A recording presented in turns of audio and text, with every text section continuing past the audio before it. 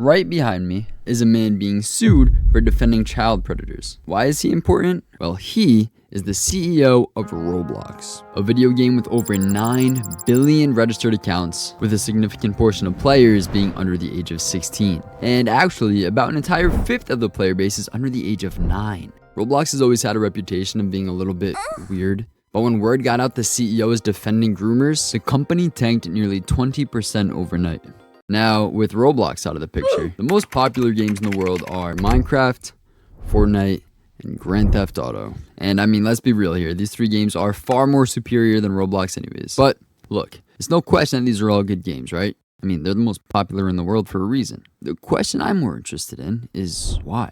Why did GTA 5 generate 815 million in its first day? Is it because you can buy your dream car and go to strip clubs? What are you doing in there? I'm just dropping dollars. Dropping dollars? Yeah, it's dancing. I mean, maybe for some people, but you cannot do that in Minecraft, and you definitely cannot do that in Fortnite. But there's something that all these games have in common. And I know what you're probably thinking. Steven, it's because these games are fun. Yeah, no shit. If you're thinking that shallow, you're probably like a little stupid baby or something. Yes, obviously these games are fun, but when there are cases of kids literally pissing their pants instead of getting off the game, these games are considered to be addicting. I remember being in middle school when GTA 5 Online had just come out, and it felt like everyone in the world was doing money glitches except for me.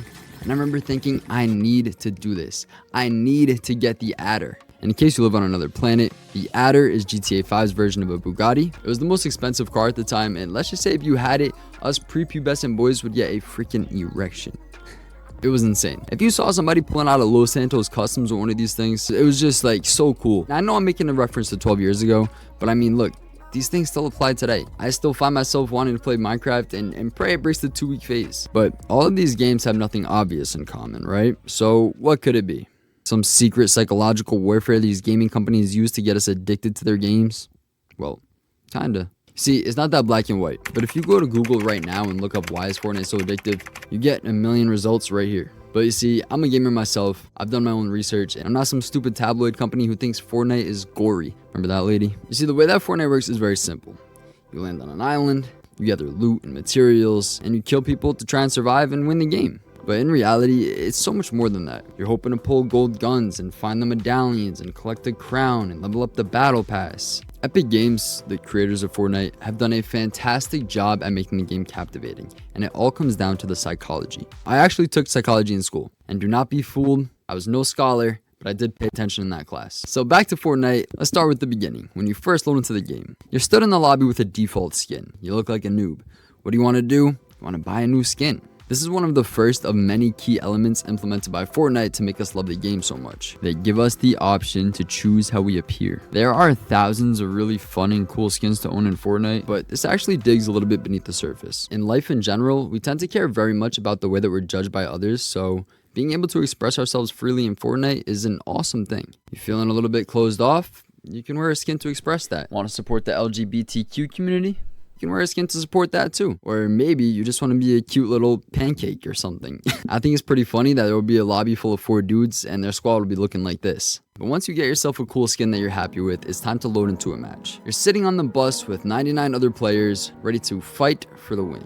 Ding, ding, ding. You know what that is? Competition. Humans love competing, and what do we love even more?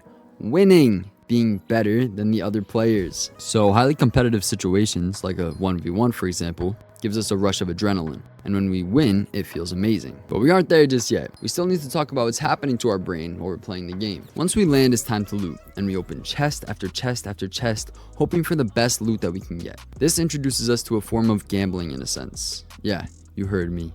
Gambling. If you like to play Fortnite, you're gonna love gambling. Alright, I'm kidding, but only a little bit. That cycle of looting in Fortnite is referred to as an uncertain reward, which is a psychology term used to describe when there's a chance of getting something better than you currently have and actually getting it, hence uncertain reward. This will give you a rush of dopamine, which is the chemical in your brain that makes you happy. That is actually why people get hooked onto gambling though. No joke, because there's a chance that you could win in gambling, right? People think they might be able to win money, but in reality, they normally don't. However, when you get that one big win, Oh my gosh! Oh my gosh! it's gonna keep you coming back, and again and again and again, and it happens, and people go and spend all their money searching for that uncertain reward, and then they lose it all, and then they're addicted to gambling. Okay, let's get back to Fortnite. Maybe you've experienced that same sort of feeling though. Let's say you have maybe a blue AR, purple pump, you got some minis, you have a pretty good loadout. I bet you still open chests to see if you could find something maybe slightly better. I bet you do it. And if you do, you are a victim and you're gonna be a gambler. All right, let's keep going. Once you pulled your slot machine enough, opened enough chests, then it's time to fight. Each time you eliminate an opponent, you get a little hit of that winning feeling. As you're getting limbs and gathering loot, you probably notice your levels going up. You're completing quests without even trying. That's how good you are. Nice job, Ryan. Just kidding, Ryan, you suck. The quests are literally brainless. Now, don't get me wrong, okay? I love all the battle passes, and I like having some easy quests, right? It'll be like open up 3 chests, and then you go back to the lobby, and you've got a new skin. Who doesn't love a new skin? And it feels pretty good to earn these things. You see, this is really great, but the issue is that it happens all the time, and we are constantly being rewarded. Bad thing? No. However, giving us all those rewards time and time again gives us little hits of dopamine, the happy chemical. Right? So by now you're probably thinking to yourself that this is starting to make a little bit of sense, right? I can see how Fortnite gives us a lot of dopamine, which makes us like to play the game, psychologically wise. But what about GTA? And Minecraft gives you like no rewards, right? It's almost like the complete opposite. And yeah, when we get to Minecraft, it is probably the craziest one. And we'll get to that later in the video, but not only does Fortnite make their game very rewarding, which obviously gives us the hits of dopamine, but they make it sociable, which makes it even more fun. You can play with friends, you can make new friends. The excitement of meeting new people alone is enough dopamine to keep someone coming back. Building relationships is one of the key elements of human needs, where Maslow, a famous psychologist, claims every human needs to feel these emotions and craves belongingness and forming relationships. And if you ever feel like you don't fit in or you're just looking for some friends to talk to, then join the GUNZY Gang Discord server. You'll love it. We're just about to cross the 1,000 member mark, which is pretty cool. And we're really starting to form a sense of a family in there. So join below, come say hi, and I'll see you in there. But back to Fortnite, playing it gives you a great deal of happiness, and they do a very good job at keeping you engaged the entire time. The moving storm is constantly pushing us closer together, which raises alertness, and the gamble of looting chests gives us a sense of uncertain rewards. These are both massive factors in making the game fun. However, nothing compares to the dopamine of winning a game of Fortnite. I remember when I first started playing, if I got to the top 10, my body would be shaking with adrenaline. If I reached top 5, I'd be able to feel my heart racing in my chest. And the shaking and racing only got more vigorous if I got to a 1v1. The anxiety plus the excitement of it, it was just unbearable. And I remember the first time I actually won, I pulled out my phone like right away to take a picture. It took me a long time to get my first win in Fortnite, but I will never forget it. Nowadays when I play, I don't get that same rush, but if you're new to the game, let me know how it feels for you. The adrenaline rush of winning a game of Fortnite has actually been compared to taking drugs. It sends your dopamine levels through the roof, which of course keeps us coming back to the game. Now, this all makes sense for Fortnite, but what about GTA or Minecraft? Yeah, you can kill the Ender Dragon in Minecraft, but that's not what we play the game for. And plus, there's no boss battle or anything like that in GTA. Instead, it's actually quite the opposite. GTA is an open world game, also known as a sandbox game, because it gives us a high degree of freedom to explore the map and interact with the game world. Now, there's no secret that GTA is an awesome game full of dopamine releasing factors, right? I remember the first time I got a dance at the Vanilla Unicorn. Yeah. Little middle school me experienced quite the spike of the happy chemical. But GTA doesn't follow the same reward system reinforcement that Fortnite employs. Instead, let's talk about the initial moment that captures you as a player. The start. When you first load up into GTA, you're set out as a hustler trying to make it to the big leagues. You start off broke and have the objective of getting rich. Kinda seems like real life. We're able to create our own characters, choosing how they look all the way down to the smallest details. You can choose what they wear, their hairstyle, the way they walk. You can add moles or freckles. Having a bad day because you went through your girlfriend's phone and found something you shouldn't have? Well, you can even make your character look upset too, so the whole entire lobby can give you pity.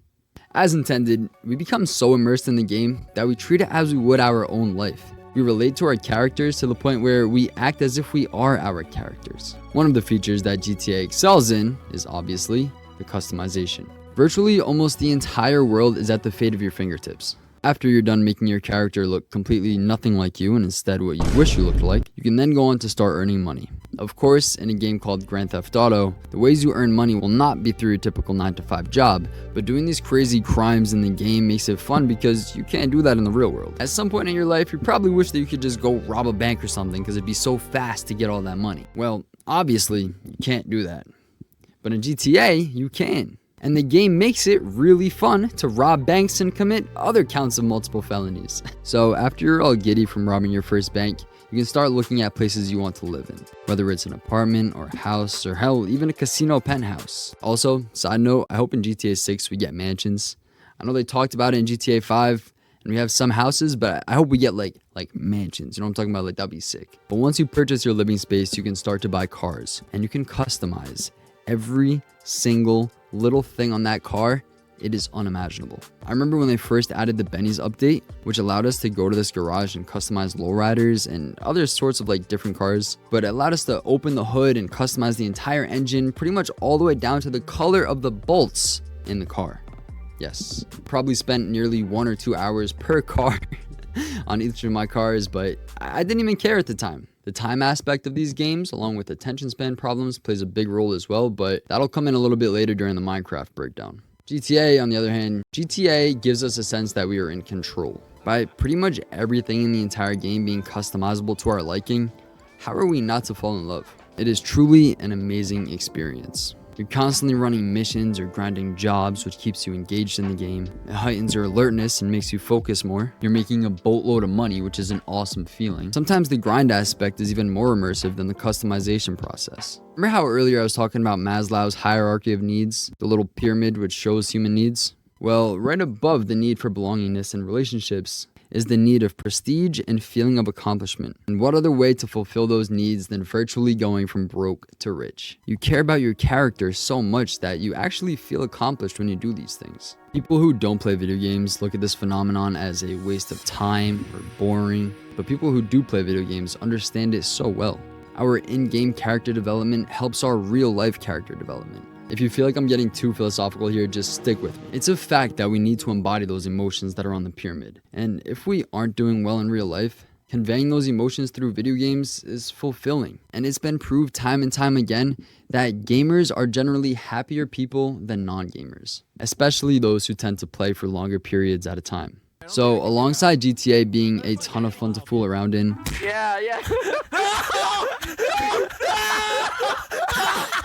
it's actually quite beneficial for us, and that's why we love it so much. Now moving on to Minecraft, you might be able to start making some guesses about why we love that so much. It has the same grinding aspect that GTA does. Are you doing hits and planning heists? No. But in a sense, you're still going from having nothing to the ultimate goal of having everything, or being comfortable. And your definition of everything could be a cozy house and a couple dogs, or maybe it's a mega build with automatic farms for every resource in the game. You decide. Essentially, you're a pioneer settling in a new area and you're forced to survive. Additionally, Minecraft is a bit similar to Fortnite in the sense that it is very rewarding. And no, it is definitely not as intense as Fortnite, but I'll talk about the other ways they relate in just a minute. Unlike other games, there's something very special about Minecraft. I talked about Fortnite and GTA being immersive a lot, but when it comes to Minecraft, it is truly a sensational experience. I think the first part about Minecraft that makes it really cool is you spawn into a brand new world that no one has ever seen before. It forces you to just kind of look around and begin exploring. And from there begins the start to the end of your world. You know that eventually you'll complete almost everything that you want to or get bored and stop playing, but as soon as you start, your experience begins. I think one of the things that separates Minecraft from Fortnite and GTA especially is the ability that it has to put you into a state of zen. Some aspects of the game are very therapeutic, like mining, digging long tunnels. It's very easy to hold down 2 buttons, yet it is one of the most satisfying activities. I've heard that it has something to do with the sounds that we hear when breaking and picking up blocks. It is very gentle and gives us a sense of comfort. Another thing I have to touch on while we're talking about sounds is the choice of music Minecraft has chose to put into their game. Or not so much the choice of music, but instead how they use it. If you've ever played Minecraft, you know the music. But in case you're living under a rock, the style of music in Minecraft is very vibey. It's a little bit eerie and even sort of melancholic at times, but the music isn't playing the entire time. You see, instead of using music to help set the mood, which is what other games do, Minecraft adds the music when the mood is already set. It kind of aids the emotions you're feeling. The game will be silent. Nothing but the sound of you breaking blocks and picking them up. You'll be lost in your thoughts somewhere, maybe reminiscing about something in the past. And when it's just you and your thoughts, the soothing sound of breaking blocks will be accompanied by this faint but sweet tune of a piano. As the music slowly grows louder and louder, you begin to sink deeper and deeper into your thoughts. You reach a state of tranquility. The repetition of breaking blocks is enough to keep you engaged, and you're so lost in your thoughts that you don't have a worry for anything else in the world. The music is giving you just the right ambience. You're so focused yet so distracted at the same time. And then the music stops. And in that moment, you're forced to think about reality. It's quite a sad moment. It's usually our wake-up call to snap out of it. But it's when we're in that tranquil state, that state of zen, that nothing else seems to matter.